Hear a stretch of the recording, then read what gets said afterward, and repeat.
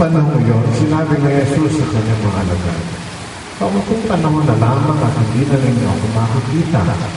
At pagkaraan ng kaunting panahon pa ako'y inyong makikita ulit. Nag-usap po sa kanila sa mga alagad, ano kaya ang ibig niyong sabihin? Bakit may sinabing kaunting panahon na lang at hindi natin siya makikita at pagkaraan ng kaunting panahon ay makikita ulit? Ano kaya ang ibig sabihin ng kaunting panahon na lamang? Hindi natin maunawaan. Parang naman sa ibig nilang magtanong, kahit sinabi niya, nagtatanong kayo tungkol sa sinabi kong kaunting panahon na lamang at hindi na niya ako makikita. Sinasabi sa inyo, tatakas kayo at magdadalang hati, ngunit magagalak ang sanlibutan. At titigil kayo na kalaklitan sa balunod at magiging nagalakan.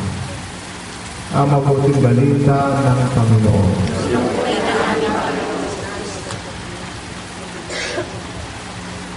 At tayo sa magdali.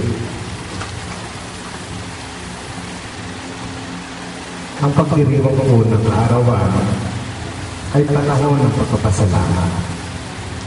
Pagpapasalamat sa Diyos sa napakaraming biyayang binibigay niya sa atin. Ang unang biyayang binibigay niya sa atin ay buhay, ang buhay natin. Kaya nga, habang taon na tayong nagdiriwang, nag-aarawan, ay pasasalamat ang ating maipaparating sa ating Panginoon Diyos. Ang daw ay oras na. Kaya nga, si Camillo, mayroon naman 20 bonus, si Esther, mayroon 14 na bonus, ako ay may 7 bonus. At ang bawat ay bonus talaga. Bonus na pagpapala, bonus na kaligayahan, bonus na biyaya ng Diyos. Hindi lamang sa mag-asawang Camillo at Esther, kundi lalo na sa kanilang mga anak. Napakahalaga po sa anak ng kanilang magulang ay kasama nila at kaligaya. Magulang ay payapa, masagana, at punong-puno ng grasya. At sa pagdaan ng panahon, sa patuloy na pagbibigay ng Diyos ng buhay, ang grasya ay pinagdadagdagan. Patuloy na nadadagdagan, kaya nga ang bawat taon ay dapat maging pagpapasalamat. Ang bawat birthday ay maging pagpapasalamat. Sa Esther, mga taon ng maligayang buhay at maligayang pagkasama. Niligid mo natin ang magandang kalusugan para sa kanila. At siyempre, hindi makumpleto sa mag-asawang ito kung hindi bibigyan ng Diyos ng biyaya ng mga anak. Kaya hiling natin din sa Panginoon Diyos na bigyan ng biyaya ng mga anak, bigyan ng magandang kalusugan, bigyan ng payapang pamumuhay. At lalo na yung mga nandun sa ibang bansa, nawa magkaroon sila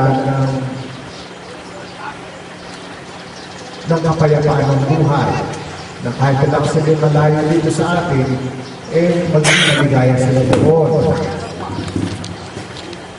sa bansa kanila pinabibilangan. Kasi maipapadala sa kanila katalangin.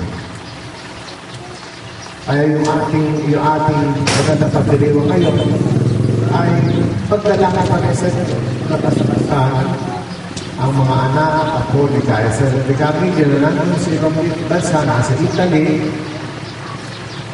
at yun yung pinakamaganda natin regalo dito sa kanila. Magpasalamat tayo sa Diyos at sana ay maging maligaya pa sila sa mga darating pang panahon, sa maraming taong pa ng pagkasama, sa maraming taong pa ng buhay, sa maraming taon ng biyaya. Sa ngalan ng Ama at ng Anak at ng Espiritu Santo. Amen. Ayaw mo, sinipin sa kalangitan ng aming mga panalangang kalakit na hanging mga alay upang mapirin dapat ang gawin dali sa iyo maging marapat na makasala sa piging ng iyong pagmamahal. Sa pamamagitan na Yesu Cristo, kasama ng Espiritu Santo, magpasawalang hanggan sa puso at diwa. Pasalamatan natin ang Panginoon ating Diyos. Ama namin makapangyarihan, tunay ang marapan na ito ay aming pasalamatan. May pinagdiriwang pagkain ng Mesiya sa mamang tupa na tinubos sa aming lahat. Naghaing walang humpayan na kung ay namahal upang magkasalo-salo ang tanan sa paglingan ng buhay. Hindi na mamamatay na hain sa krus at sa krus at pinakoy ng buhay lagi, bilang nando. Kaya kaisa ng mahal na si awit ng papuri sa iyan walang humpay sa kalangitan, kami nagbubuli sa iyong nagkakilala.